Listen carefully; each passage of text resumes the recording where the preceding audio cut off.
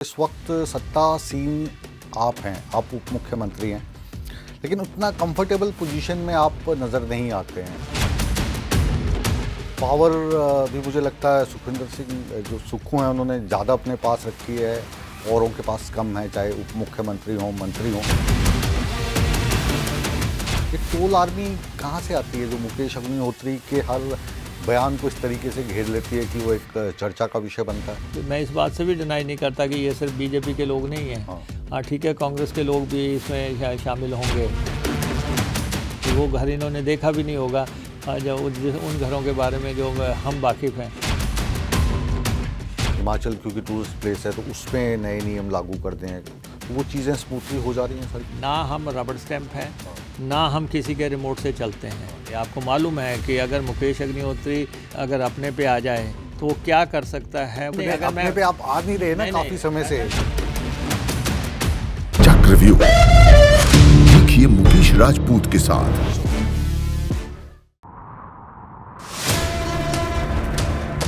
सत्ता के प्रभाव से विपक्ष के वार तक समझेंगे राजनीति का हर दांव पेच।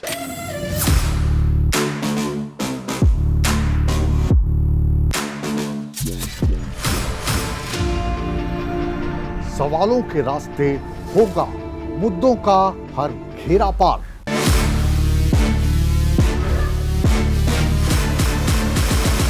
चक्रव्यूह देखिए मुकेश राजपूत के साथ। नमस्कार, आप देख रहे हैं न्यूज़ 18 नेटवर्क। मैं हूं आपके साथ मुकेश राजपूत, चक्रव्यूह के साथ।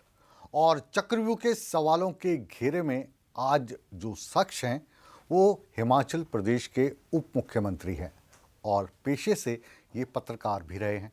तो जो आपके सवाल हैं आज मैं इनसे पूछूंगा और इनको जो चक्रव्यूह के घेरे में जो सवालात होंगे, पत्रकार होने के नाते और 6 बार आप विधायक रह चुके हैं, सही सही जवाब देंगे जनता के हर सवाल का, ऐसी हम उम्मीद करते हैं। बहुत बहुत स्वागत है मुकेश जी आपका। धन्यवाद। आज काफ़ी दिनों के बाद इस चक्रव्यूह में आप आए हैं, हालांकि अपनी बात मुलाकात होती रही है। शुरुआत हिमाचल की राजनीति से करें। इस वक्त क्या चल रहा है? अभी तो जो हमारे लोकल बॉडीज़ हैं पंचायतों के, उनके चुनाव होके हटे हैं। अब आगे चलेगा। लेकिन जो ये चुनाव हुए हैं लोकल बॉडीज़ के, पंचायतों के, स्थानीय निकायों के, इनमें तो आपको मुस्कुराहट की वजह ही नहीं दी उन्होंने। देखिए, लोकतंत्र में चुनाव होते हैं, जीत भी होती है, हार भी होती है। ये तो एक सिलसिला चला रहता है और इससे कोई उदास होने की कोई ज़्यादा ज़रूरत नहीं है, क्योंकि ये जो इलेक्शंस रहते हैं ये फेस वैल्यू पे चुनाव होते हैं ग्रामीण इलाके में। इसमें पार्टियों से ज़्यादा इसमें व्यक्ति देखे जाते हैं। तो इसलिए और वैसे भी आप देखिए, जब हम ऑपोजिशन में थे, जब मैं लीडर ऑफ ऑपोजिशन था, उसमें बीजेपी की सरकार थी और उसमें वो 3 बाई इलेक्शन हुए, वो तीनों हार गए थे। लोकसभा का इलेक्शन हुआ था जिसमें प्रतिभा सिंह जी जीती थी, तो वो भी हार गए थे। तो ऐसा अंदाज़ा लगाना कि सब कुछ सही नहीं है। तो ठीक है, चुनाव हुए हैं और इसको लेके जांच कमेटियां वगैरह बनी हैं, उनकी रिपोर्ट्स आएंगी तो देखेंगे, उसका संज्ञान लिया जाएगा गवर्नमेंट लेवल पे। आपका ये जवाब सुन के मेरे जहन में 2-3 चीज़ें आ गई। एक तो जो आपने जवाब दिया वैसे ही जवाब आदरणीय हिमाचल प्रदेश के मुख्यमंत्री सुखविंदर सिंह सुक्खू ने दिया कि ये तो स्थानीय निकाय के चुनाव थे, फेस वैल्यू पे होते हैं, इसमें परिवार के लोग वोट डालते हैं। तो दैट मीन्स कि जो उस परिवार के आदमी को पसंद कर रहा है वो आपको पसंद नहीं कर रहा है और सुखविंदर सिंह सुक्खू की सरकार को पसंद नहीं कर रहा है, नंबर 1। दूसरा, भाजपा बार बार अगर कहीं पे घिरती है तो वो कहते हैं कि ये वाला जो काम है ये तो जो पुराने प्रधानमंत्री रहे हैं उनके समय से ख़राब है, उसको ठीक नहीं कर पाए। तो आप भी अब मानते हैं कि जो 3.5 साल का जो शासन रहा इसमें कुछ कमियां तो आपकी रही हैं, क्योंकि ऐसे चुनावों में अक्सर वही पार्टी सत्ता में आती है जो सत्तासीन हो। आपके साथ ऐसा नहीं हुआ, तो पार्टी में सब कुछ तो ठीक नहीं चल रहा, सरकार में ठीक नहीं चल रहा। नहीं देखिए, जो भी इसके रिज़ल्ट्स हैं उसका मॉनिटर किया जा रहा है, उसका संज्ञान लिया गया है और देखा जा रहा है कि क्या क्या वजह रही हैं। तो मुख्यमंत्री भी देख रहे हैं, पार्टी प्रेसिडेंट भी देख रहे हैं कि इसमें क्यों ये रुझान क्यों आए हैं। तो लेकिन मैं आपको ये ज़रूर बताना चाहता हूँ, जो असेंबली के इलेक्शन होते हैं वो बिल्कुल अलग वेवलेंथ पे, अलग पिच पे होते हैं और इन चुनावों का कोई प्रभाव उन इलेक्शंस पे हो जाए ऐसा नहीं है। लेकिन मुझे तो ऐसा लगता है कि क्योंकि हिमाचल में ही पैदा हुआ हूँ मैं, वहीं पे पला बड़ा हूँ और हिमाचल के लोग ये मान लेते हैं कि 5 साल की सत्ता है और 5 साल में बदला जाना है, तो वो वाला मोड अभी 3.5 साल के आसपास ही आ गया है। नहीं ठीक है, हिमाचल प्रदेश में कन्वेंशन रही है और परंपरा रही है कि एक दफ़ा कांग्रेस आती है, एक दफ़ा बीजेपी आती है, लेकिन ये ज़रूरी नहीं है कि वो ही रिवाज चलती रहे। पिछली दफ़ा जयराम जी कहते थे एक दफ़ा जयराम बार बार जयराम, नहीं वो नहीं बात वो हुई। तो कहना पड़ता है, ये तो कह नहीं सकते। हाँ, तो हम बहुत ज़्यादा तो हम टॉल क्लेम्स तो नहीं हम करते, लेकिन ये साल परफॉर्म करने का साल है। 1 सवा साल जो है परफॉर्म करने का साल है, अपने वर्कर्स को बूस्ट करने का है और फैसले लेने का साल है, पॉलिसीज़ बनाने का साल है और जो प्रॉमिसेस हैं उसको एट लेंथ पूरा करने का साल है। इस 1 साल 1.25 साल में जो काम होगा वो उस पर डिपेंड करेगा कि आगे हमारा क्या फेट है। आप इस वक्त मुख्यमंत्री हैं और जब आपने पहला चुनाव लड़ा था उस वक्त से मैं आपको जानता हूँ, बल्कि उससे पहले से ही जब आप पत्रकार थे और जब आप लिखते थे तो वीरभद्र सिंह शायद उस वक्त उनको काफ़ी ज़्यादा तकलीफ़ होती होगी कि ये क्या लिख दिया, लेकिन आप सच्चाई लिखते थे। तो आज एक सच्चाई से पर्दा उठाइए। इस वक्त सत्तासीन आप हैं, आप उप मुख्यमंत्री हैं, लेकिन उतना कंफर्टेबल पोजीशन में आप नज़र नहीं आते हैं, दफ्तर आप बहुत कम जाते हैं। एक जो ट्रोल आर्मी है वो आपका पीछा ज़्यादा करती है बनिस्बत की सुखविंदर सिंह सुक्खू का। तो पावर भी मुझे लगता है सुखविंदर सिंह जो सुक्खू हैं उन्होंने ज़्यादा अपने पास रखी है, औरों के पास कम है, चाहे उप मुख्यमंत्री हों, मंत्री हों, ऐसी बातें हमें सुनने को मिलती है। तो आज ये मंच है, ये ट्रोल आर्मी कहाँ से आती है जो मुकेश अग्निहोत्री के हर बयान को इस तरीके से घेर लेती है कि वो एक चर्चा का विषय बनता है? जहाँ तक मेरा सवाल है, मैं तो जर्नलिज्म की फील्ड से गया था जी, और अब तक हमने जितने चुनाव लड़े हैं सब जीते हैं और जो हमें पार्टी ने दिया इतने 25 साल की राजनीति में, कभी हम मंत्री रहे, कभी लीडर ऑफ ऑपोजिशन रहे, कभी हम जो है डिप्टी चीफ मिनिस्टर रहे, डिफरेंट पोजीशंस पे रहे, तो I am a satisfied person. ऐसा कुछ नहीं है कि आप कहो कि हम कोई सत्ता के पीछे भागे जा रहे हैं, लेकिन ये है कि सही बात को एक राइट प्रोस्पेक्ट में रखना वो हमारा हमेशा जिम्मा है।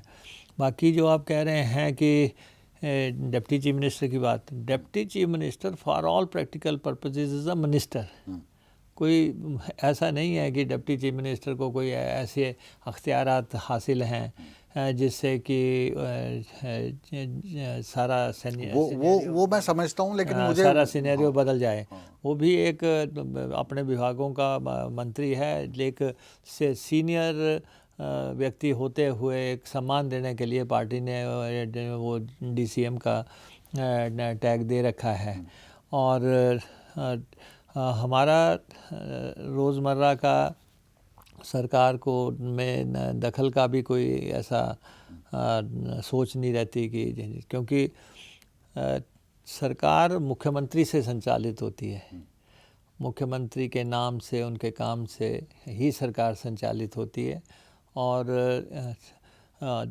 जहाँ तक आप कहते हैं कि ट्रोल आर्मी है, प्रदेश जानता है कि अगर ये ट्रोलिंग हो रही है तो इसके बेनिफिशियरी कौन होंगे, तो कौन होंगे मुझे नहीं पता ना, आप बताइए ना, और हमारे दर्शकों नहीं, को बस जब ये प्रदेश के लोग जानते हैं। हाँ। मुकेश अग्निहोत्री तो कोई ऐसा उसका एजेंडा तो हमेशा से एक पॉजिटिव एजेंडा रहा है।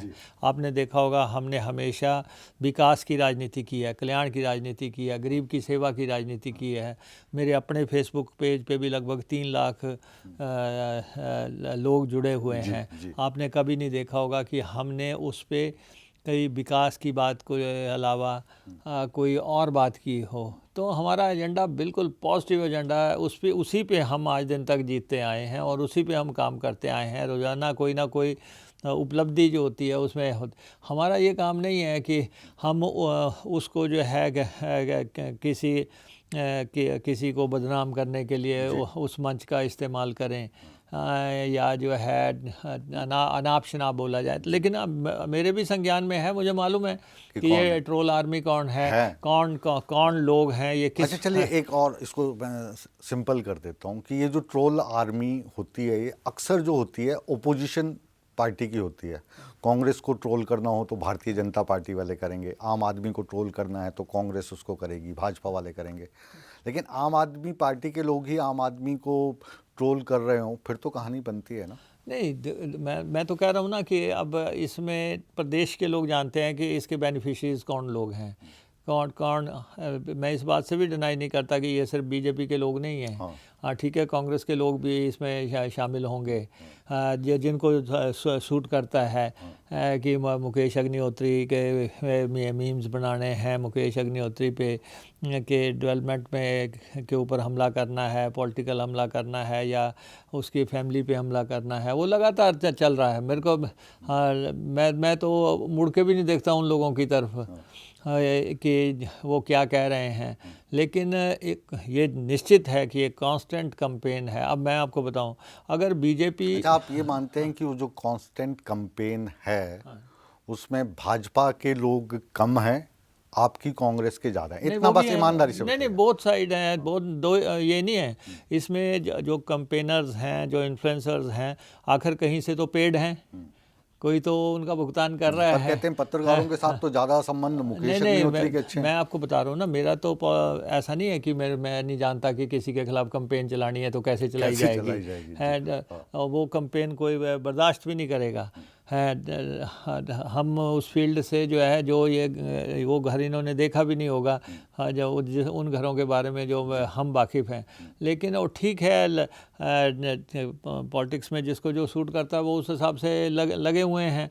अब ठीक है कि अगर पूरी मशीनरी गेयर अप करके लगाई हुई है या पैसा दे के लोग लगाए हुए हैं और उनका काम यही है कि बड़े बड़े विकास कार्य को भी उस ढंग से प्रोजेक्ट करना, पर उनको घाटा नहीं हो रहा इस चीज़ से, क्योंकि वो जो मशीनरी लगाई गई है और जो आप अच्छे काम कर रहे हैं वो तो उन्हीं की मशीनरी को सुदृढ़ करने के लिए। नहीं ऐसा ना, वो सिर्फ मैं आपको बताया ना, अब अगर मान लो कि भाजपा के ऑफिशियल पेज पे हमारे खिलाफ कुछ लिखा जाता है, मतलब कि उसका संज्ञान जयराम ठाकुर को लेना है, उसका संज्ञान बिंदल जी को लेना है, जो उस पार्टी को इस वक्त करता धरता जो हेड कर रहे हैं। अगर वो अपने ऑफिशियल पेजों पे हमारे बारे में ऐसे आइटम्स डालते हैं तो ऐसा नहीं है कि हम नहीं जानते। अगर हम डालना शुरू करेंगे फिर वो कहेंगे कि ये बिलो द बेल्ट हिट किया जा रहा है। तो उनको खुद चाहिए कि भैया अगर आपने राजनीति करनी है, मुद्दों की राजनीति करो ना। हाँ, आप ऑफिशियल पेजेस पे जो आपके घोषित पेजेस हैं या आपने जो ऐसे पेजेस बना रखे हैं जो आपकी पार्टी के साथ आइडेंटिफाई होते हैं और उनमें चला रहे हैं, या फिर जो है इवन कुछ लोग हैं जिनको कि ये हर हालत में चाहिए कि मुकेश अग्निहोत्री का कद जो है उसको टाइट करके रखना है, नीचे करना है। अब मेरा क्या बिगाड़ लेंगे? अब मैं 25 साल से एमएलए चल रहा हूँ, मैं जिन ओहदों पे रह लिया हूँ हैं। अब मैं आपको बताऊं, बड़े बड़े लोग जो है लीडर ऑफ अपोजिशन नहीं बन पाते। कितने बड़े बड़े स्टॉलवर्ड लोग रहे हैं लेकिन वो विधायक दल के नेता नहीं बने। हम रहे फुल 5 साल रहे। अब डिप्टी सीएम है, लीडर ऑफ अपोजिशन आप रहे, विधायक दल के नेता आप रहे। और जब याद है मुझे वो रात जब हिमाचल प्रदेश में अक्सर ऐसा होता नहीं है, चौड़ा मैदान के एक निजी होटल में आपके वरिष्ठ नेता आए हुए थे दिल्ली से, जिनको फैसला लेना था कि हिमाचल प्रदेश का मुख्यमंत्री कौन होगा, तो उसमें 3 नाम चल रहे थे। एक नाम था रानी प्रतिभा सिंह का, एक नाम था मुकेश अग्निहोत्री का और तीसरा नाम था सुखविंदर सिंह सुक्खू का। वहाँ पे मीटिंग्स का दौर चला, हाव हल्ला हुआ बाहर, और आप आज ये कह रहे हैं कि मैं खाली एक मंत्री हूँ, जैसे दूसरे मंत्री हैं जो डीसीएम है, ये तो एक बस ऐसे मात्र है। लेकिन उस वक्त ये फैसला हुआ था कि आपका प्रोटोकॉल और मुख्यमंत्री का प्रोटोकॉल सेम होगा। हुआ था ये फैसला या नहीं हुआ था? नहीं, चलो ऐसा है ना, अब बीती ताही बिसार दे। अब 3.5 साल के बाद इन बातों पे जाना कि मुझे क्या मिला, क्या नहीं मिला, क्या मिलना चाहिए था, तो मैं नहीं चाहता कि अब इन बातों में जाया जाए। I am a party man. मैंने पार्टी का जो हुक्म है वो हमने हमेशा से उसको वो पूरा किया है। और 25 साल से आजकल तो आया राम गया राम का पॉलिटिक्स बहुत चला हुआ है। आजकल तो पार्टियां लोग ऐसे बदलते हैं, कपड़े भी नहीं बदले जाते जितनी जल्दी। लेकिन हम हमेशा से पार्टी के साथ रहे हैं। आपको तो उस वक्त से याद होगा जब वीरभद्र सिंह जी के समय में एक पार्टी बनाने का मसला आया था, तो हमने कहा हम तो उसके हिस्सा नहीं बन सकते, हम तो कांग्रेस पार्टी में रहेंगे। आपके फादर साहब भी कांग्रेस से? हाँ, तो हमने कहा हम तो कांग्रेस पार्टी में रहेंगे। और अंततः जो है कांग्रेस की सरकार बनी, वीरभद्र सिंह जी चीफ मिनिस्टर बने, तब हमने उस समय भी फुट डाउन किया था।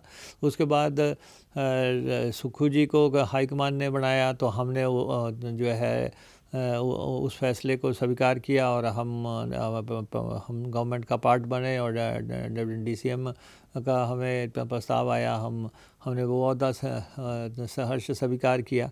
उसके बाद जब पार्टी के खिलाफ जो है लोटस ऑपरेशन हुआ और सरकार तोड़ी जा रही थी, तो मेरे घर में तो ट्रेजेडी हो रखी थी, मेरी वाइफ की डेथ हुई थी। उसके बावजूद भी जो है मैंने कांग्रेस पार्टी का साथ दिया, कांग्रेस को वोट डाला, कांग्रेस को वोट डलवाए जो भी हो सकता था, और सरकार। और उसके बाद अब तक जो है हमने दूसरे राज्यों की तरह एक तमाशा नहीं बनाया है। हमने पूरी ग्रेसफुली और एक गरिमा, एक मर्यादा के साथ सरकार का हम हिस्सा बने। बाकी जो आप कहते हैं कि आप ऑफिस नहीं गए, और जब मेरी वाइफ की डेथ हुई तो कुछ अरसा ज़ाहिर तौर पे मैं ऑफिस नहीं जा सकता था। तो कुछ लोगों ने लिखा, कुछ लोगों को तो कुछ लेना ही नहीं ना। मैंने कहा वो तो ट्रोल आर्मी है, वो तो पेड लोग हैं, किसी के तो पेड हैं।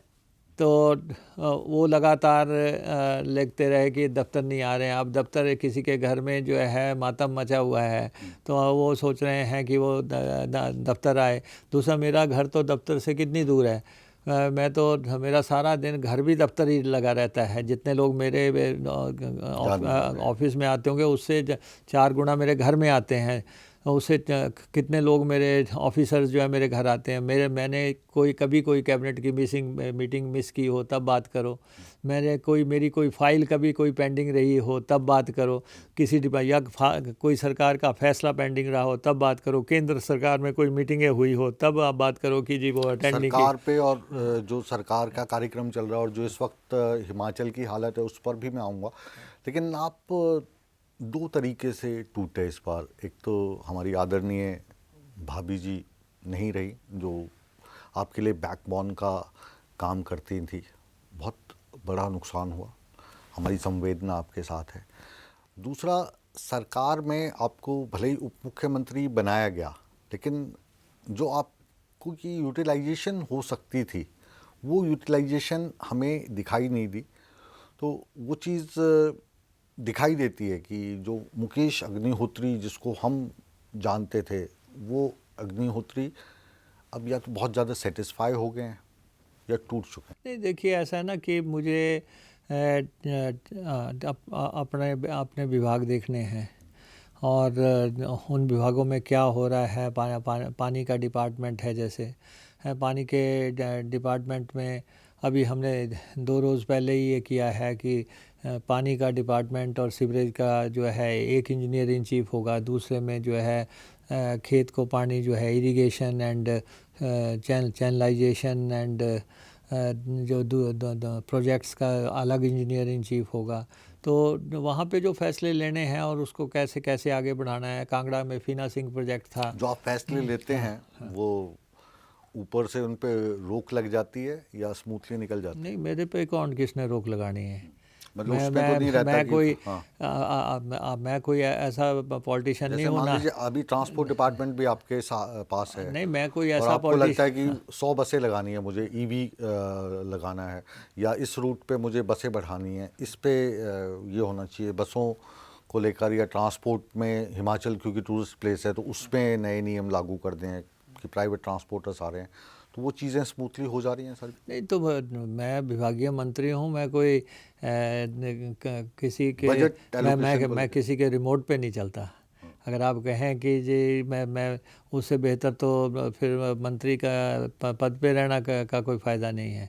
मेरे जो डिपार्टमेंट है मैं उसका संचालन खुद करता हूँ, खुद मैं फ़ैसले लेता हूँ। मैं आपको बता रहा था फीना सिंह का जो प्रोजेक्ट है कांगड़ा में 12 साल से अटका पड़ा था, 350 करोड़ रुपए की ज़रूरत थी, हमने उसकी फंडिंग का बंदोबस्त किया है। तो जो है वो प्रोजेक्ट हमने लाइन पे लेके आए हैं। दिल्ली से हमारा जो है जल जीवन मिशन का पैसा अटका हुआ था, हमने लंबा संघर्ष किया, लड़ाई लड़ी, हम पैसा लेके आए हैं। और कुछ स्कीमें ऐसी थी जो 100 200 करोड़ रुपए की जो सैंक्शन होनी चाहिए थी, हमने जो है चाहे मंत्री कोई भी रहा हो, हमने उनके साथ डायलॉग किया है, बात की है, और उस हिसाब से हमने सैंक्शंस कराई हैं। तो इसलिए ठीक है, स्टेट की अगर फाइनेंसेस की कोई बहुत अच्छी स्थिति नहीं है तो ये तो मंत्री को देखना है कि कहाँ से वो बंदोबस्त करे, तो हम उसको लगे हुए हैं। बाकी ट्रांसपोर्ट में भी पहले 250 बसें आई थी, अब 350 इलेक्ट्रिक बसें आ रही हैं। अभी एक हफ्ते के अंदर हम उसका फ्लैग ऑफ करने वाले हैं। तो हम काम कर रहे हैं। तो ये जो बसें आएंगी नहीं, ये मैं लोकल आपकी रूट्स इस पे? बात से ना हम रबड़ स्टैंप हैं, ना हम किसी के रिमोट से चलते हैं। हम अपने आप फैसला करते हैं और उस हिसाब से जो है संचालित करते हैं। हमारी अपनी एनर्जी है, ऊर्जा हम वेस्ट नहीं करते। आपको मालूम है कि अगर मुकेश अग्निहोत्री अगर अपने पे आ जाए तो वो क्या कर सकता है, वो आपको पता है। अगर मैं भाजपा के अपने पे आप आ नहीं रहे ना काफी समय से, जो आपके चाहने वाले हैं, जो आपके वोटर्स हैं, वो उस चीज का इंतजार कर रहे हैं। नहीं, वोटर्स का हमारी कॉन्स्टिट्यूंसी आप देखें, अभी भी हमने तीन जिला परिषद की सीटें जीती हैं। रेयर है, ठीक है, बड़े लेकिन मुकेश अग्निहोत्री का जो कद है वो कंस्टिट्यूएंसी तक सीमित नहीं है ना। कॉन्स्टिट्यूंसी की बात नहीं है। कॉन्स्टिट्यूंसी, अब धूमल जी कॉन्स्टिट्यूंसी हार गए तो क्या हुआ? रुतबा आपका जितना मर्जी बड़ा हो, लेकिन अगर आप कॉन्स्टिट्यूंसी अगर डिफीट हो जाते हैं तो आप जितने मर्जी बड़े नेता हों।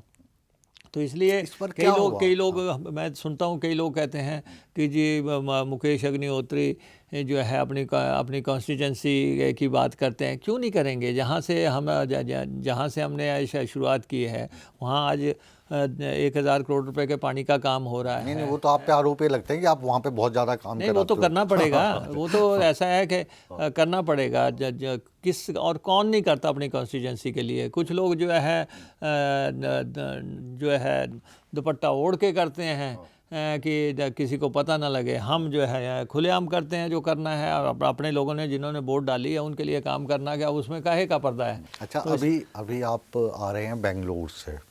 बेंगलोर में ये जो हुआ, क्या आपको उम्मीद थी कि ऐसा हो जाएगा? नहीं, देखिए, ऐसा है, ये पार्टी का फैसला है। पार्टी ने जो फैसला लिया उसके साथ जो वहाँ की लीडरशिप थी उनसे बात करके तो चेंज ऑफ गार्ड हुआ, और अभी तक 2 साल हैं वहाँ पे नए चीफ मिनिस्टर को परफॉर्म करने के लिए, और हमारी शुभकामनाएं उनके साथ हैं। हाँ, हिमाचल में तो 1.5 ही बचा है, तो वहाँ भी कुछ ऐसा हो सकता है? नहीं, देखिए, अब मैं ये इन बातों का जवाब देने के लिए मैं तो कोई कॉम्पिटेंट अथॉरिटी नहीं हूँ। ये फैसले तो हाईएस्ट लेवल पे हाई कमांड में लिए जाते हैं। हमें ये मालूम है कि हम सरकार के साथ फुल्ली कोऑपरेट करके चल रहे हैं। हमें पार्टी सबसे प्यारी। सरकार बोले तो मतलब वो मंत्रिमंडल और विधायकों वाली सरकार, या सरकार बोले तो सुखविंदर सिंह सुक्खू? नहीं, देखिए, मैंने आपको कहा, ठीक है, मंत्री भी होते हैं सरकार में, एमएलएस भी होते हैं, लेकिन सरकार मुख्यमंत्री से ही आइडेंटिफाई होती है। मुख्यमंत्री, हिमाचल छोटा स्टेट है, ये वैसे भी मुख्यमंत्री ओरिएंटेड स्टेट रहती है, और क्योंकि फाइनेंस का डिपार्टमेंट जो है चीफ मिनिस्टर के पास होता है, होम डिपार्टमेंट चीफ मिनिस्टर के पास होता है, तो यहाँ पे शक्तियाँ हमेशा से, आज से नहीं है कि इस बार से कोई वही नहीं होती है, मैं पूछ रहा था पहले हमेशा आपसे। से ही चीफ मिनिस्टर के पास नियत होती है। तो जो करना है, जो वो प्लान करेंगे, उसके मुताबिक हम उसको इम्प्लीमेंटेशन करेंगे। यही मैं पूछ रहा था, क्योंकि मंत्री एक प्रपोजल दे सकता है कि ये कर सकते हैं, ये हो सकता है, फिर लास्ट में मसला तो फिर फाइनेंस का ही होता है। और फाइनेंशियली देखें तो हिमाचल प्रदेश ये जो पिछले 3.5 साल बीते हैं, इसमें काफ़ी कमज़ोर दिखाई दिया है, और प्राकृतिक आपदाएं भी इसका एक कारण रही हैं।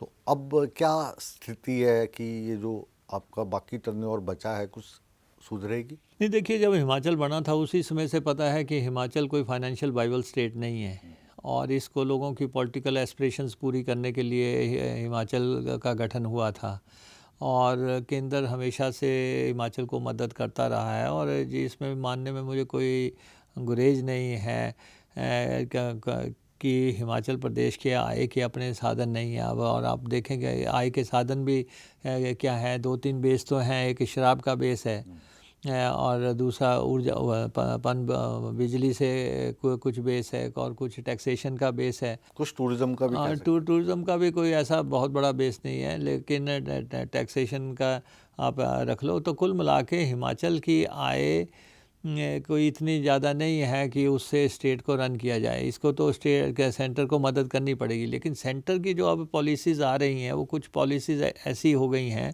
कि सेंटर अब खुद मजबूत होता जा रहा है और राज्यों को कमज़ोर करता जा रहा है। नहीं, जो बीजेपी शासित राज्य नहीं है उनको, नहीं, सभी के लिए, क्योंकि किट्टी उनके हाथ में है, देने का काम अब उनके हाथ में चला गया। पहले अब जैसे हमारे पास रेवेन्यू डेफिसिट ग्रांट थी, तो 5 साल में 50,000 करोड़ रुपया रेवेन्यू डेफिसिट ग्रांट का आना था, तो हर साल 10,000 करोड़ रुपया आ जाना था, तो एक किट्टी हो जाती थी 10,000 रुपये की, 10,000 करोड़ की। अब वो पैसा नहीं रहा और सेंटर ने बंद कर दिया। उसके बाद जीएसटी का कंपनसेशन है, वो 2022 में बंद कर दिया था, अब वो पैसा भी आता था।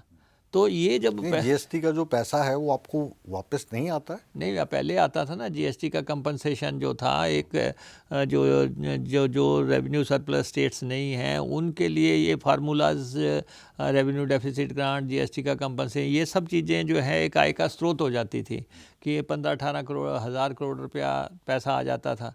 अब जब ये बंद हो गया तो अब स्टेट को रास्ते तलाशने हैं, या तो केंद्र मदद करे। और अब आप वैसे भी आपको मालूम है कि राज्यों में पॉपुलिस्टिक डिसीजन हर तरफ ही चल रहे हैं, क्या तबकों को जो है मदद करनी है, ये करना है। तो अब जैसे हमने ओपीएस शुरू किया है, ओल्ड पेंशन स्कीम, एक बहुत बड़ा फैसला है कर्मचारी को देने के लिए, लेकिन अब ओपीएस देने से आपकी सरकार तो आई इसी चक्कर में कि आपने कहा कि हम ओल्ड पेंशन स्कीम लागू करेंगे, ठीक है। और इस मामले में मैं, जयराम जी शायद इस प्रोग्राम को देख रहे हों, तो उन्होंने कहा हम नहीं कर सकते, हमारे पास पैसे नहीं है। और आपकी सरकार बन गई, आपके पास सैलरी देने के लिए पैसे नहीं है। सरकारी जो एम्प्लॉयज़ हैं उनकी सैलरी लेट होती है, ऐसा नहीं है कि आप नहीं दे रहे, लेकिन तारीख पे नहीं पहुंचती है। और हिमाचल की बात करें तो हिमाचल में तो जो सरकार है वही एम्प्लॉय बनाता है, कर्मचारी बनाते हैं। कर्मचारी आपने नाराज़ कर दिए, कैसे आओगे दोबारा? नहीं, कर्मचारियों को ओपीएस से तो कोई नाराज़गी नहीं है, बहुत लोग ओपीएस में आए हैं। सेंटर ने ओपीएस हमारे देने से नाराज़गी जाहिर की है, और उन्होंने 5-6 हज़ार करोड़ रुपए का कट हमारे बजट पे लगा दिया कि अगर आप ओपीएस दे सकते हैं तो आपको मदद की ज़रूरत नहीं है। तो सेंटर का अपना तौर तरीका है, क्योंकि वो कहीं भी ओपीएस नहीं दे रहे हैं, तो इसलिए जो है वो नहीं, अपने पास पैसे हैं इतने कि हम ओपीएस देकर कर्मचारियों को खुश कर ऐसा पाएं, ना, क्योंकि हर 5 में पैसा से है, एक आदमी तो वहाँ पे ऐसा ना, सरकारी है। चुनावी वायदा है, चुनावी वायदे तो पूरे करने चाहिए। मेरे को देखो, आपको बोलते हुए ये इसमें कोई वो नहीं है दिक्कत की हमने जो वायदे किए हैं, चाहे हमने ओपीएस का वायदा किया है, चाहे हमने महिलाओं को पैसा देने की वायदा किया है, चाहे हमने 300 यूनिट बिजली का वायदा किया है, ये अल्टीमेटली इस साल में, जैसे मैंने आपको शुरू में कहा, ये वायदे हमें अमली जामा पहनाने पड़ेंगे। ये क्योंकि अमली जामा पहनाओगे, खजाना खाली कर जाओगे। नहीं, खजाना तो रोज़ जो है मैनेजमेंट से ही भरता है। तो ये चीज़ें जो हैं, ये हमारी क्रेडिबिलिटी के साथ जुड़ी हुई चीज़ें हैं। इनको हम कुछ देर तक बैक बर्नर पे ले जा सकते हैं, पीछे कर सकते हैं, लेकिन अल्टीमेटली लोग जो हैं इन बातों को लेके सवाल कर रहे हैं। हम देखते हैं, हमारे फेसबुक पे भी रोज़ाना लिखा हुआ होता है, और जो हमने उसमें बोला हुआ है उसके मीम्स बनाए जाते हैं, या बार बार उनको दिखाते हैं। जिसको सूट करता है वो दिखाएंगे। तो इसलिए जो वायदे हैं उनके ऊपर कैसे इम्प्लीमेंटेशन करनी है, वो तो हमें करना ही पड़ेगा। ये दो तीन चार बातें ऐसी हैं, जैसे अभी आपने चुनावों को लेके कहा कि जी आप अभी हार रहे हैं तो आगे को क्या होगा। नहीं, वो मैं इसलिए कह रहा हूँ मुकेश जी, क्योंकि अभी तो जो चुनाव हुए आपकी सत्ता में हैं, और ये छोटे चुनाव थे, पंचायत के, नगर निगम के, नगर निकाय के। इन चुनाव में भारतीय जनता पार्टी के कोई भी स्टार लोग नहीं आए। वहाँ पे प्रधानमंत्री नरेंद्र मोदी नहीं पहुँचे रैली करने के लिए। अमित शाह वहाँ पे आके कोई हिमाचल वासियों को कोई भरोसा नहीं देंगे कि आप हमें ले आओगे तो हम ये कर देंगे, और जनता पर इसका प्रभाव पड़ता है, आप नेता आप जानते हो। तो उसके बावजूद जो रिजल्ट्स आए हैं, वैसे तो आपने नहीं सोचे होंगे ना, मतलब क्या हाल हो गया सत्तासीन पार्टी का, तो इसके लिए जिम्मेदार कौन है? देखिए, ऐसा है ना, सरकारों में तो जिम्मेवारी जो है सामूहिक ही होती है। ठीक है, ये इशू आया है, ये हम भी मानते हैं कि इसमें बीजेपी 5-6 धड़ों में बटी हुई है। लीडरशिप का क्योस है। आपके साथ चक्रव्यूह करना बहुत मुश्किल है। कभी आप बोल देते हो कि सरकार का मतलब मुख्यमंत्री होता है, अब पूछूं तो अब सामूहिक होता है। नहीं, ऐसा है ना, कोई भी जब तक कोई गवर्नमेंट में है तो वो ये किसी भी गवर्नमेंट की किसी रिस्पॉन्सिबिलिटी से बरी तो हो नहीं सकता कि आपको मैं कहूँ कि जी ये सिर्फ मेरी कोई इसमें वो सरोकार नहीं है। जब मंत्रिमंडल एक तय है तो उसमें वो किसी का हिस्सा है या नहीं है, they are part of the government. तो इसलिए ये जो हार हुई है, अब इसकी समीक्षा तो हो रही है। मैं अब आपको ये तो नहीं कह सकता कि हाँ हम धर्मशाला जीत गए, या हम मंडी जीत गए, या सोलन। हाँ ठीक है, 3 नगर निगम कांग्रेस पार्टी हारी है, ये कॉज ऑफ कंसर्न है, तो उसको देखा जा रहा है।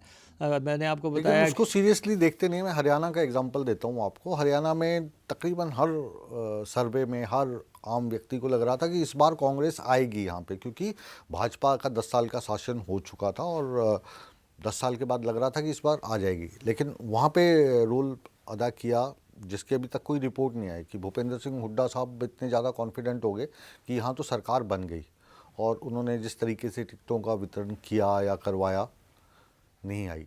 तो वैसा ही हिमाचल में भी कुछ चल रहा है। देखिए, ऐसा ना, हमारी क्षमता का इम्तहान था जब हिमाचल प्रदेश में सरकार आनी थी। जब जयराम जी को सत्ता से हटाना था तो मैं लीडर ऑफ अपोजिशन था, तो मेरे ऊपर एक दायित्व था कि मैं किस ढंग से इस सरकार को जो है ऑस्ट करूँगा।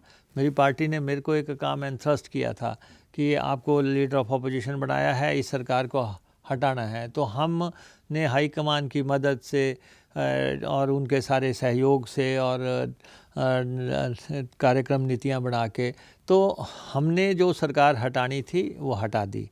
अब उसके बाद सरकार बन गई है, अब वो मुख्यमंत्री सरकार चला रहे हैं।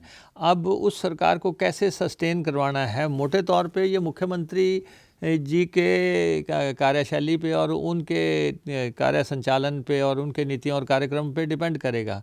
और वो जो है अब तय होगा, अब शुरुआत हो जाएगी दौर जो है इलेक्शन पॉइंट ऑफ व्यू से। वो जो निर्धारित करेंगे उसी पे एक फेट जो है पार्टी का डिपेंड करेगा। और जहाँ तक मेरा सवाल था, मैं इस बात से संतुष्ट हूँ कि जो दायित्व मुझे दिया गया था वो मैंने निभा दिया सरकार लाने का उस समय। और अब सरकार तो कैसे, अब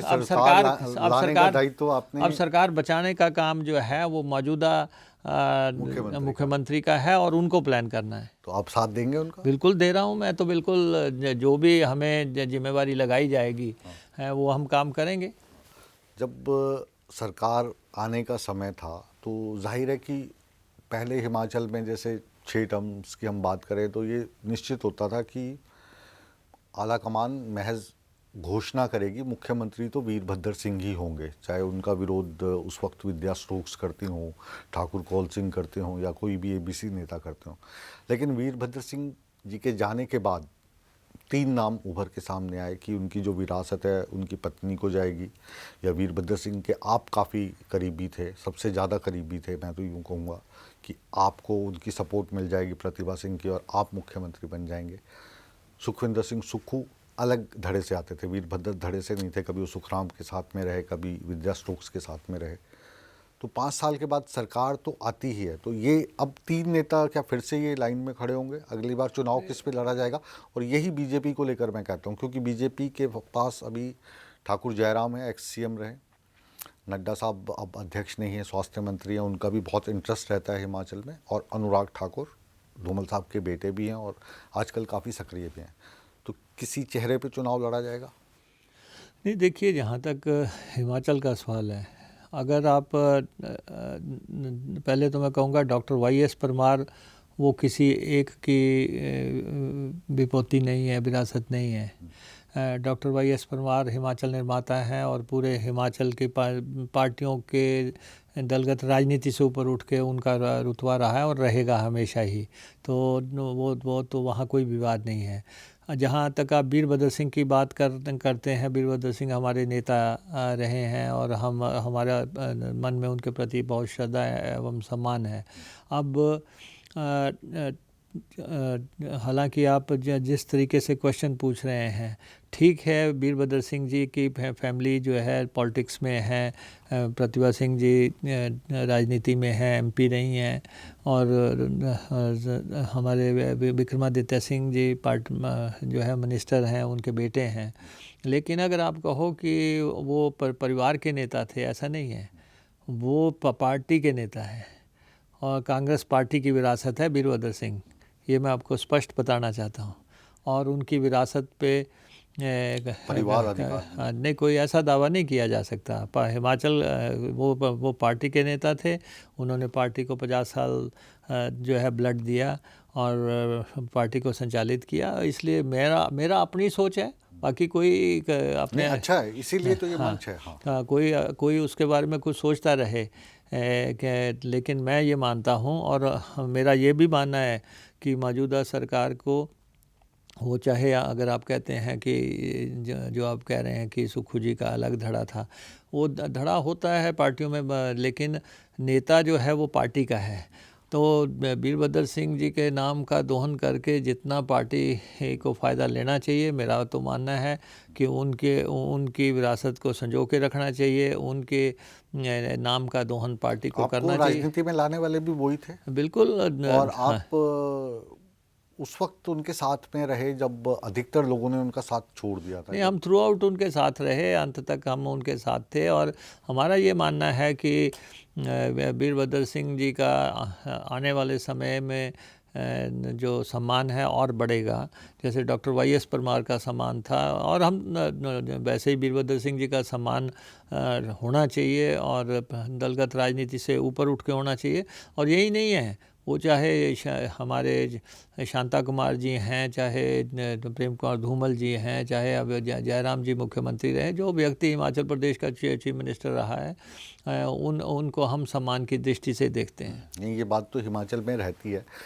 अब जो आजकल के विषय हैं उस पर मैं आता हूँ। आर्थिक दृष्टि से हिमाचल कमज़ोर राज्य है, अपने आय के साधन नहीं हैं, जैसा आपने कहा थोड़े से ही हैं, लेकिन अब कुछ काम ऐसे हो रहे हैं कि उससे बदनामी मिल रही है। जैसे यहाँ से पंजाब से जो लोग जाते हैं महतपुर में, उनके ऊपर ग्रीन टैक्स लग जाएगा, टोल टैक्स अलग से लगता है, हिमाचल की एंट्री का अलग से लगता है। कितनी कमाई हो जाती है, क्योंकि अभी ये टैक्स लगाने के बाद अब निहंग सिंह जो हैं वो सड़क पर उतर आए थे, उन्होंने खालसा टैक्स लगाना शुरू कर दिया। पंजाब के लोग जो हैं हिमाचल से आने वाली गाड़ियों को अलग नज़र से देखते हैं। हमारे यहाँ पे जब हिमाचल में गाड़ी पंजाब नंबर की आती है तो लगता है पता नहीं हम कहीं पाकिस्तान से तो नहीं आ गए। तो ये वाली जो घृणा वाली चीज़ें पैदा हो रही हैं छोटी छोटी चीज़ों को लेकर, उत्पात भी मचाते हैं वहाँ पे लोग जाके, उनको भी कंट्रोल नहीं कर पा रहे हैं और शायद उत्पात मचाने का कारण भी वो दिखाना चाहते हैं कि नहीं हम हैं हम। तो इससे कैसे निपटोगे? नहीं, हमारे देखो इसमें ऐसा है कि जहाँ तक इस सवाल की बात है, ये दो राज्यों को एमिकेबली बैठ के सेटल कर लेना चाहिए। ये सरहदों का सवाल है और हमारी सरहदें साझी हैं, हमारी रिश्तेदारी साझी है, हमारे बहुत से इंटरेस्ट साझे हैं। पंजाब से ही निकला है, हिमाचल भी, तो इसमें जो है मुझे नहीं लगता कि इसमें सड़कों पे गाड़ियां रोकना या जो है या हिमाचल की भी बात है, मेरी ये राय रहेगी और हम देंगे भी, है कि मुख्यमंत्री जी और पंजाब के चीफ मिनिस्टर जो है हुई भी शायद बीच में बात भी हुई, जो उनको आपस में बातचीत करके ये मसले का एमिकेबल हल निकालना चाहिए। ये कोई आज नहीं लगा है ये पैसा, ये अभी तो सिर्फ उसमें थोड़ी बढ़ोतरी की थी, तो बढ़ोतरी भी 70 से 170, 70 से 130 ऐसा नहीं है, लेकिन वो पब्लिक में वो काफ़ी एयर हो गया था। नहीं तो जो है दोनों राज्य जो है जो इस बढ़ोतरी से जो पहले का स्टेटस था उसको बहाल करके जो है इसको अंत करना चाहिए और दोनों राज्यों में डिस्प्यूट नहीं होना चाहिए। तो आर्थिक स्थिति हमारी ऐसी है कि हम प्रतिभा सिंह का चलान काट देते हैं, जो इसकी अध्यक्षा रही है, 1500 रुपये का उनका चलान कट रहा है। एक हीटर वाला समाचार बड़ा हिट हुआ था कि कोई HRTC की बस में हीटर ले जा रहा है तो उसकी टिकट काट दी। नहीं देखिए, छोटी छोटी चीज़ें हैं, लेकिन नहीं देखिए ऐसा है कि जहाँ तक प्रतिभा सिंह जी के चलान की बात है, मैं समझता हूँ कि हालांकि हम वकीलों का भी सम्मान करते हैं, उनके अपने इश्यूज़ हैं कि ऐसा सुप्रीम कोर्ट हाई कोर्ट जाते हैं तो और वो चाहते होंगे कि उनकी गाड़ियाँ सील्ड पोर्शन से होके गुजरें, ये इशू तो ये है। लेकिन उनको भी ये चाहिए था कि एक व्यक्ति वीरभद्र सिंह जिन्होंने 50 साल तक प्रदेश को रिप्रेजेंट किया, अगर उनकी वाइफ जो है वहाँ से निकल रही है और आज से नहीं पूरी लाइफ वहीं से निकलते हैं, उनको क्रॉस करना होता है। लेकिन इसमें तो आपकी सरकार की कमजोरी नज़र आती है ना, कि वकीलों के दबाव में आके पुलिस वाले चलान काट रहे हैं, तो आप वकीलों से डर गए। यहाँ पे पंजाब के लिए मैं कहूँगा कि जो सरकार है फिर वो निहंगों से डरी, यहाँ पे निहंग चलान काट रहे हैं। कल को आप किसी मोहल्ले में जाओगे या जैसे ऊना गए तो वहाँ पे ऊना वाले टैक्स उठा रहे हैं, कांगड़ा जाओगे कांगड़ा वाले उठा रहे हैं, शिमला के चौड़ा मैदान जाओगे तो वहाँ पे दुकानदार इकट्ठे हो जाएंगे कि हम चौड़ा मैदान टैक्स लेंगे। नहीं, पर मेरा ये मानना है कि अगर वीरभद्र सिंह जी की वाइफ जा रही है वहाँ से और वो सारी लाइफ जिन्होंने स्टेट के लिए दी है, तो थोड़ा सा उनके प्रति सम्मान रखना चाहिए था। और अगर इवन इफ अगर चलान के किसी ने चूक से काटा भी है तो ये चलान का जो है उनको पैसा उनका वापस लौटाना चाहिए। खैर पैसों से तो उनको क्या फर्क पड़ता है, वीरभद्र सिंह परिवार को 1500 रुपये से एक रिगार्ड होता है, लेकिन एक रिगार्ड होता है, एक रिस्पेक्ट होती है। लेकिन अभी क्या है कि जैसे सोशल मीडिया की बात करें तो जैसे ही ये चलान होते हैं, आपने 1500 रुपये महिलाओं को देने की घोषणा की थी ना, तो जो भी बाहर से टूरिस्ट जाते थे उसको पकड़ के उसका चलान हो जाता था 1500 रुपये का, तो फिर उसमें मजाक बनता था चलो एक बहन की पेंशन तो आई। उस लेवल पे हैं हम आर्थिक। चलो पॉलिटिक्स में तो लोग टिप्पणियां करते रहते हैं और कई तरह की बातें होती हैं, उस पर हम ना जाएं तो लेकिन ये ज़रूर है कि ये जो मसले हैं, चाहे ये पंजाब के बॉर्डर के साथ बॉर्डर जहाँ पे हैं वहाँ पे से गाड़ियों के निकलने का मसला है या वकीलों की गाड़ियाँ निकलने का मसला है, ये हल होने वाले इश्यूज़ हैं और मुझे लगता है ये हल हो जाएंगे कोई। लेकिन ठीक है, गर्माहट में 1-2 दिन निकल जाते हैं।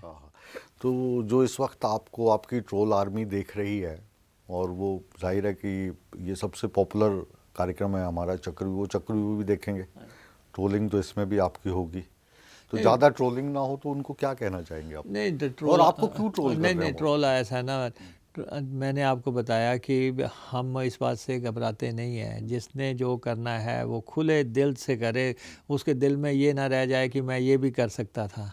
तो इसलिए जिसने जो करना है करें, जिसको मेरे बारे में बोलना है, जिसको मेरे जो है या जो है मेरे परिवार के बारे में बोलना है, जो जिसको जो करना है, वो चाहे किसी भी पार्टी के या लोग हैं, मैं इससे बहुत ज़्यादा प्रभावित नहीं होता, क्योंकि मैंने आपको बताया ना, हमारा एजेंडा ही पॉजिटिव है।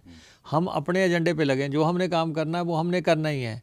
अब जैसे जो हम काम कर रहे हैं, जितने बड़े काम कर रहे हैं, हम एक मिनट भी ज़ाया नहीं होने देते हैं। हम अब कल बेंगलोर जा रहे थे, जाते वक्त हमने वो गाड़ियों का निरीक्षण किया। आज का एक हफ्ता 10 दिन में 300 गाड़ियाँ जो हैं रोड पे आ जाएंगी, इलेक्ट्रिक बसेस। आखिर हमने ला तो दी ना, 300 बसें इलेक्ट्रिक हमने ला दी। उससे पहले लोकल चलेंगे? हाँ, ये लोकल चलेंगी, जहाँ जहाँ जैसे ऊना में लोकल चल सकती हैं। अच्छा, उससे पहले वॉल्वो मंगाया था, उससे पहले 250 दूसरी बसें आई थी। अभी हम मिनी मिडी 200 गाड़ियाँ मंगा रहे हैं। हम अपने काम पे लगे हुए हैं।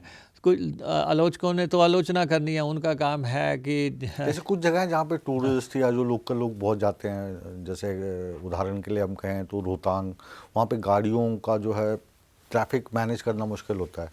तो अभी कुछ मेरे को बाहर विदेश में जाने का मौका मिला था, तो गाड़ियों को वहीं पे एक जगह इकट्ठा करके वहाँ से बस में भेजते थे। तारा देवी की नहीं, वहाँ यहाँ पे अगर कुछ आप नहीं, शनिवार इतवार को जाते हैं तो इतनी लाइन लग जाती है, छोटी सी सड़क है। नहीं, वैसा ना, यहाँ पे हमारे टैक्सी यूनियंस वगैरह हैं, उनके भी अपने इंटरेस्ट हैं, जो चाहते हैं कि उनकी गाड़ियाँ चलें।